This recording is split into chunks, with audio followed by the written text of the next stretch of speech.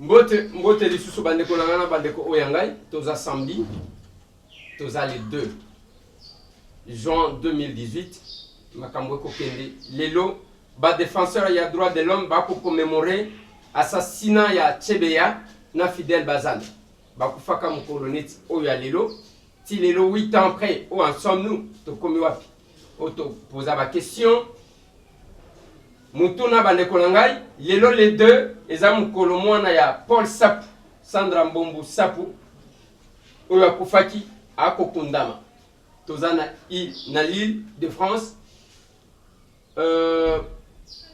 à la même occasion eza na mwana moko ya ba congolais akufaki na crèche ba congolais va organiser manifestation. Nous sommes en Belgique mais le kona koloba eza penza et pesa ki penza malamu te ya que tozala na deux actions le même jour. Soit il fallait attendre l'inhumation ya mwana Paul Sapu na simanango vous organisez la manifestation kokaki kozala bien au lieu de créer ba division et puis ko pesa bien vraiment te. Masolo misusu bandeko nangai tokobeta ils ont un rapport avec inhumation ya papa Olangi lelo nampasa kaka lelo lisusu Olga Dioyi mwana oyo akufaki Olga Bilonda Dioyi oyo akufaki akweyaki na 22e niveau ya na Canada lelo pe akokundama lelo manifestation ezali mwa ebele surtout basangwa mawa ezali mwa ebele bandeko na ngai mais il faut toyebisa bino ke toza kuna na maimona na owicha bana basalaki examen ya deuxième jour te ya une fête oyo bakendaki kosala pamba te ya eu incursion ya ba groupes armés ba beti masasi bana ba bimi en débandade. C'est comme ça que ces enfants là n'ont pas pu avoir accès na ba examen la banque. Voilà bande konangai moi ma solo wana tolingaki ke toyebisa bino mais tozana problème une annonce eza kosala pasi lobby tolakisa kibino descente ya mwasi ya Rossi mukendi chimanga na nécropole entre ciel et terre pambate mukolo ya enterrement azala quitté kuna na nécropole asukaki obe na cathédrale mais tokitaki na ye mais du coup pourquoi moko wana tozo uta nécropole papa ya Rossi mukendi chimanga a piqué crise akoyi ndenge tokolo baboyi azana hôpital aza très malade et aza malamu te bamemaki na hôpital moko awa ya Kinshasa toko souhaiter kopesa bino numéro ya bana na ye pour que soki mutu azana mutema mawa akoki koleka na nzela wana pona kosunga ye ndenge na yebisaki bino fois passé que Rossi Mukendi Chimanga était le pilier de sa famille. Pas seulement que moi na mobali ya liboso mais azalaki pilier ye mutu azalaki ko simba ndako ababoti na ye. Maintenant qu'il est parti, est-ce que tokosuka na makambo oya makelele to salaki ce que j'appelle les matu auto salaki toi jisaka toujours sous émotion ou bien to compati sakana batu pona batu ba mona ke tozana mawalo qu'en réalité nous sommes les contraires de ce que nous prétendons. Yango bomoni bande ko ebele place mutu nyoso akokenda akangisi photo a poster akangisi photo a poster ba photo ya ko poster musala na ngweza la kanini eza ya kolakisa batu ke bisonde to compati sak bisonde to zakana mutema mawo. Mais en réalité, na lobana bino na jekoko mulumba zaki na ngaliema batu bake wana ba selfie après botiki combien et le comment côté OK kaka okangi photo après botiki combien et tango zo poster photo wana ezapona batu bamona ke yo sani yo nde mtokuta na ba lelo jekoko za malade on l'a pas opéré jusqu'aujourd'hui azana komana na zolo bangwa bana kisasa. Carbone Beni, ya Filimbi, 5 mois à Zakuna. Jusqu'à ce qu'on a opéré, ndenge tokoloba boye tentative ezalaki bazongisa ye na service de renseignement olia kotinda ye liboso ya juge naturel na ye eloko ata moko te oyo ezali kosalema mais ça fait mal ekosala pasi yango nalobaka na bino tozalaka na culture moko boye exemple moko napesi bino eza ya dossier ya Mputu Trésor oyo na présenté oyo toyambaki mama moko mama Mimi alobaki ke yende mama ya Mputu mama Mayamba kuna na Lubumbashi alobi yende mama ya Mputu mwana bakomi kowelela ye lelo tala ndenge batu basopani na batitre ya lokuta oyo afundi oyo Mputu afundi Eliezer afundi Kabundi Walesi et puis presso ya lokuta tobungisaka ti lelo ale batitre wane tya makaka et les Congolais aiment ça, bon, sopanaka lokola banzinzi. Maintenant, dossier ya ba maman mi balé ba ko wele la moine, ça vous a beaucoup plus intéressé que la République. Voilà là où vous êtes. Bon, moni ba côté bozalaka. Trésor Mputu, azamona mobali ya sa koli. Je sais qu'il est en difficulté en tant que moine parce que ndenge tozaboye. Il suffit seulement mutu moko ya koloba ke mama na yo wana za mama na yo te aza mutu azwa yo pona kokolisa yo nga moko na okota doute parce que nga moko na mona kate tango babota kinga mwana oloba nini tango nazo mona ba démarche nyoso boza sala Mputu aloba Mputu akata nini Mputu akata nini Mputu aza mwana botama même soki Mputu asali ba vidéo même soki asali ba émission après à cause ça la émission peut-être parce que Mputu dans sa conscience il est en difficulté pour le moment.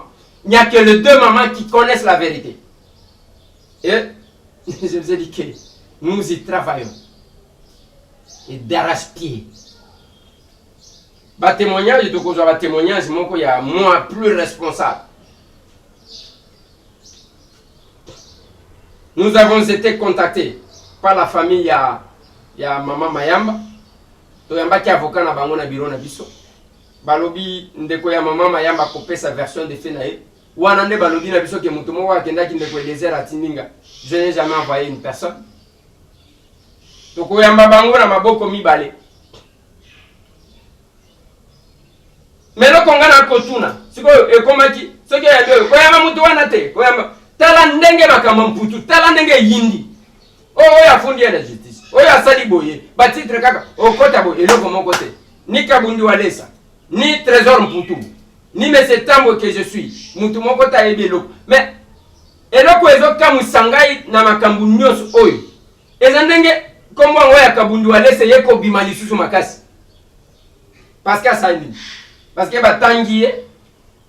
batangiye pa mama wana ke Didi Kinwani atinda kie kekende pa Kabundi Walesa sambelela yo problème ka yango wana.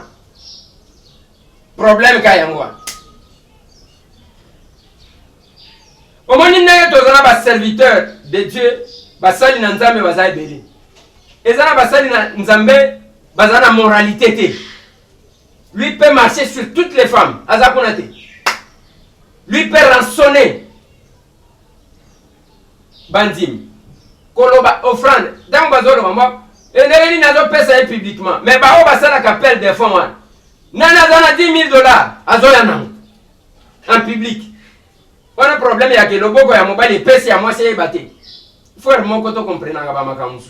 Mais moi je pense que dossier ya Trésor Mputu et ça dossier ya République T. Bon et yeux en plein parce que Trésor Mputu Azastar c'est un grand joueur, un grand footballeur tout et tout. Et yeux en plein modèle loin. Mais botika ba mama mi balé wana ba bimisa ba vérité na ba. Botika ba ngo ba bimisa ba vérité. Parce que ndenge ba vandi mi balé wana. Moko ayebika ke nazo kosa.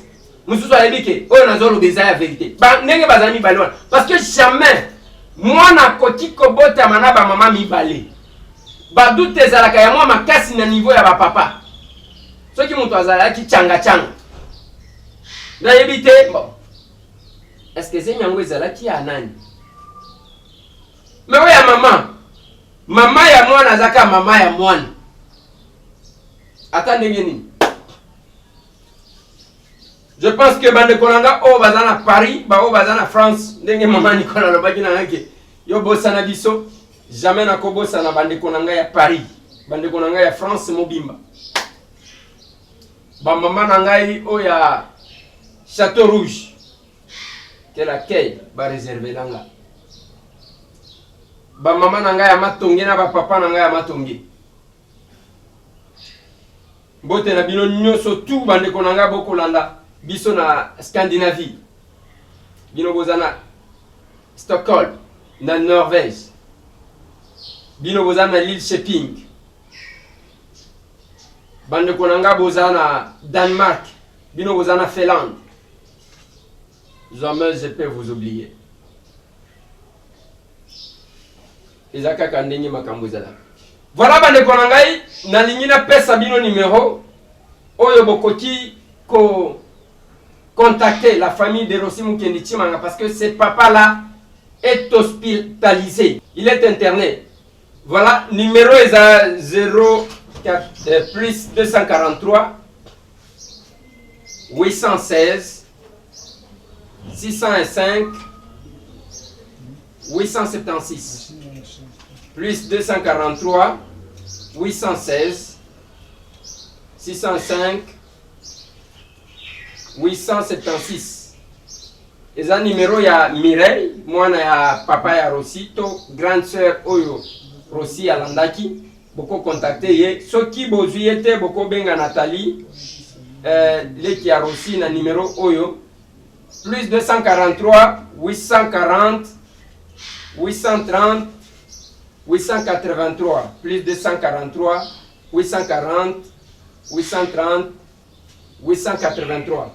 Bokobenga Nathalie, et ça pour nous assister famille wana ya Rossi parce que ce papa là est gravement malade. Ceux qui vont soumettre nana kosonga fondation Rich Club basali bakosala nangonga otokoro ba marche na bango et puis bakosala sortie officielle. Je pense que Trésor Zolozolo pourra nous ramener les images. Un visiteur ce matin qui fait une surprise sur ce plateau. Philippe Mbeli. Voilà. Philippe Mbeli. Ok. Tongo na plateau to komi wa pezanine. Ozala kaka? Nazali kaka papa. Oui, problème nino il y a. Na ye pour les sabana kisasa. Toujours sabana Sali Mbeli le 6 2018 na TG Gombe. Va notifier qu'il est déjà pour l'installation. Ouais.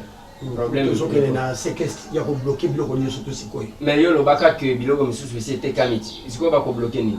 Hier ça les ventes. Oh ya kaboli mbongo na 6 personnes. Ouais. Après si ba demi frère le côté. Après si famille papa le côté. Alors vérification où il y a tant ba juriste ba okita ba mettre ba okita pour ba yeba. Ateki on a combien et puis mbongo wana ça on est pas hasard déjà prévenu. Prévenir ça na toi otekanda.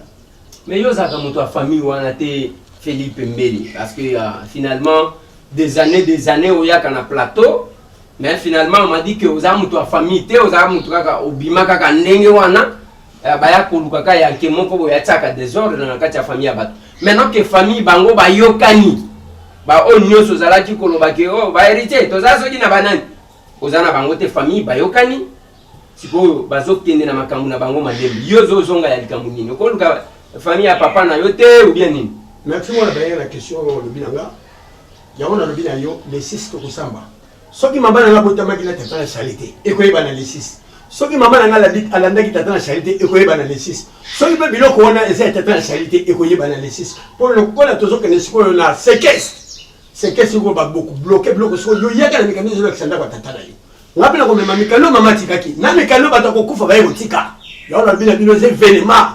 Bala kisasa bozanga te boya ebele les 6. Na TG Gombe audience publique audience publique pour le conseil de l'État so caméra ko tinata ba caméra mba kita ba image pour bafoka parce que ba ke le couteau ba trozo ko que naza la famille naza la famille maman ngala dit tata chali ozamu ta famille naza la famille ndenge ni boye bana kite tangu baboti bazalaki tangu kaka baboti ba kofis ko ndeo ye ko bima wana o ngai Philippe Mbeli tout ça et puis combat papa na yo bunga fait les camboté omoni ba pembele bazame satu na si o yamaki frère na mo na Bruxelles o yebise ki comme les pembele tout les hommes na zo frère no mo Philippe abi c'est mon grand frère o yamaki kuna pembele wana ya komo ya koko la biso ezate komo la zuko zo ya komo koko la biso ndenge papa boti mwana ye abi o zando ina mama papa abi o zando ina c'est ça alors on a yebisi yo vérité autre la vérité ba la kile ça qui bino que ça soit la durée de la nuit le soleil apparaît. Vous connaissez la vérité. Chalito Mouetani.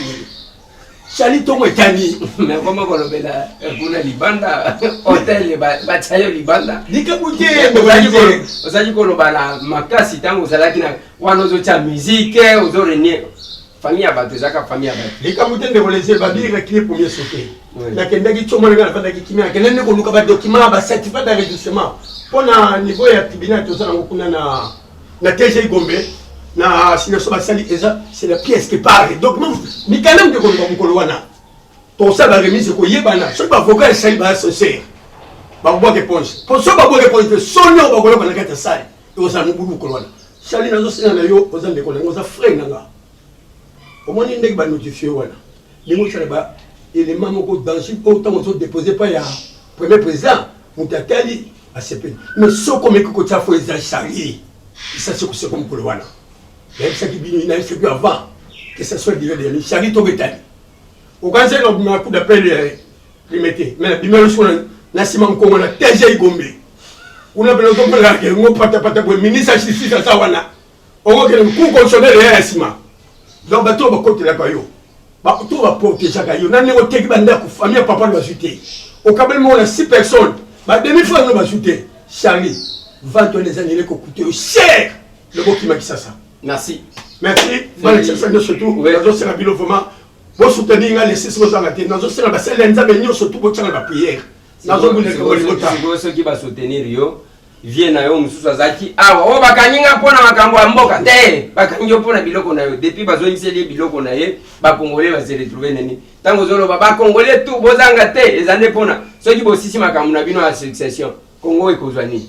Congo ozwani nteme nazaka reconnaissant la batunyo surtout oyo surtout ba pochanga ba yebi na zakati ouais mbongo tukutaki on tukotika yango ouais ate mo kemo so mo na kubunda boy babenga na zo 300 na kwa so 300 na kayi mais na tête famille a so fait photo kabola yo ba proposer yo 300 000 bon Philippe Mele to mona ni boni bokuta na kana mtu na yo ndeko Basile parce que wana pe kasi mamozo bengo makambo mo so bengo to bandaka la émission yémi ta présentant merci mais mon téléphone dans la FM Charlie que ce soit la durée de la nuit le soleil apparaît vous connaissez la vérité vous enfants Charlie on est là merci merci vous êtes là merci bandeko balandi eza moi plateau to salande wana pona ba moi makambo ezala moi ebele to solo la kaya Maman Makambu, et nous devons accorder la parole, la voix au sans voix, et cause à la malade parce que Zaka Moussa, tout le monde.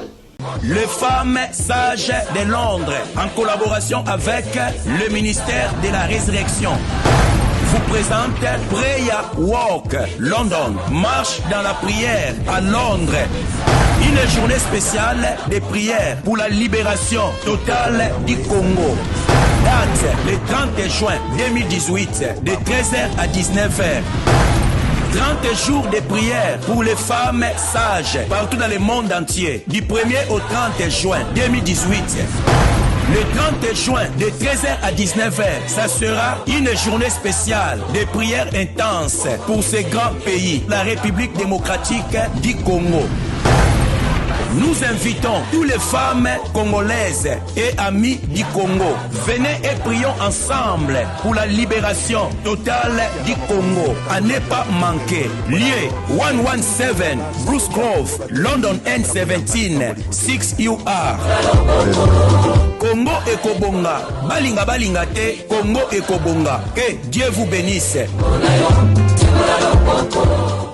Voilà, bande konanga na lobi na bino que moi na Paul Sapumukulu, j'ai demandé na bande konanga tout. Bao balinga kangana, bao balinga kangate. Bokende ko soutenir ndeko na bino wa. Mais là-bas, tu apprendre que manifestation msusupe salemi pona mwana kufaki na crèche. Nous prenons Restampette en direct de la Belgique. Je pense que minutes oyo azana nzela ya kokende l'île de France. Mwana mboka Riche Tempête mbote.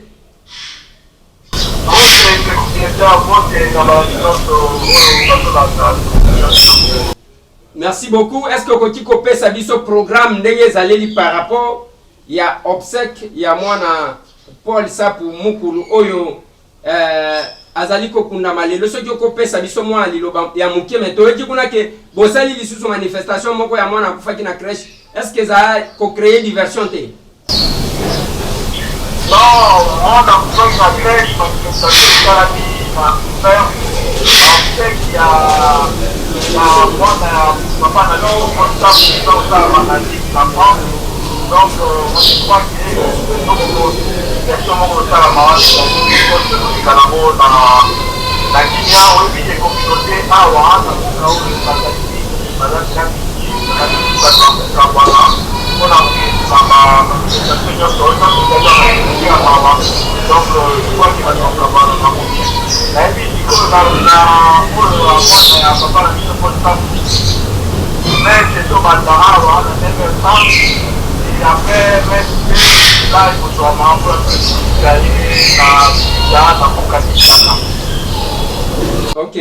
Est-ce que tango kendaki kokutana na Paul Sapu moral na ye d'abord les andenge nini et puis quelle est l'attitude ya ba Congolais par rapport à ces grands défenseurs des droits de l'homme? Voilà, avant de voir moral ya papa Paul Sapu c'est papa Nyoto pour les mois moral du monde parce que moi imaginer quand papa Paul Sapu la impact moi na pas na mambo non pas na avec vraiment avec dans la page macaque et puis ça va composer c'est-à-dire partager Mawana et donc la monde qui va se combattre qui vraiment est depuis programme Mawana parce qu'on est communauté ma condoléance on est gars on a beaucoup ma condoléance na bango na papa Paul na condoléance mon papa en tout cas qui a ma congolais il a tout ça là-bas na baka wana na ndenge moyo c'est vraiment eza makasi na ata pour le papa na biso ya droit de l'homme oyo ayibaki bongo na banyonso ya droit de l'homme na bon oyo akokikaki mona na ya tukasoutien bacongolais ezali vraiment makasi. Oui, voilà, parce que oyebi bien que Congolais ndenge tokoloba boye bazaka na posa ya ko se sentir quand même soutenu. Yango Paul Cécile Kenga lobaka que mboka nanga balinginga te, mboka nanga mibale balinginga te, bongo soutien zawati. To koti kolika que lelo Paul Sapu après akokunda mwana na ye akozala quand même fier d'avoir défendu ou akozala na courage à continuer à défendre ba Congolais selon ndenga sala kamikolo nyonso. Voilà, donc dans la matin avec la pour la situation des hommes, nous il y a eu pour la situation de la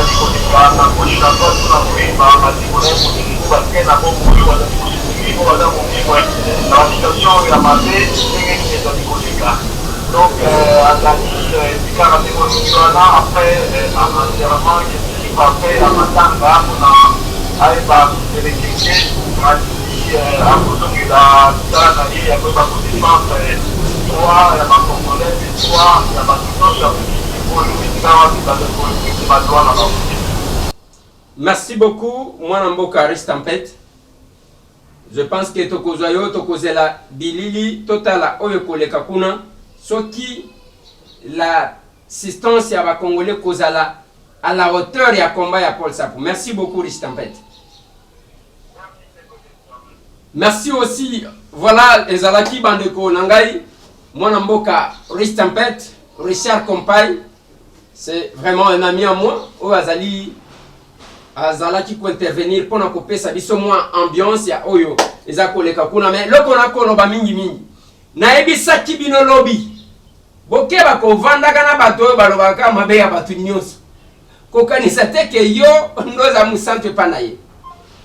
Potango koloba wana ayebisio oyo mabe musala kotonga. Tango zo pesa mukongo sala ka la même chose sur ta personne.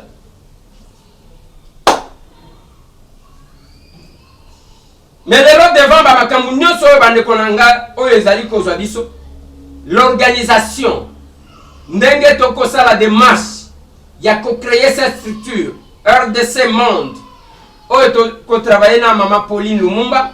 Et Zapona, si nous avons 1 million de Congolais, 1 million de dollars par mois, l'assistance Paul Sapoazana Likambo a consentir vraiment une assistance à la communauté.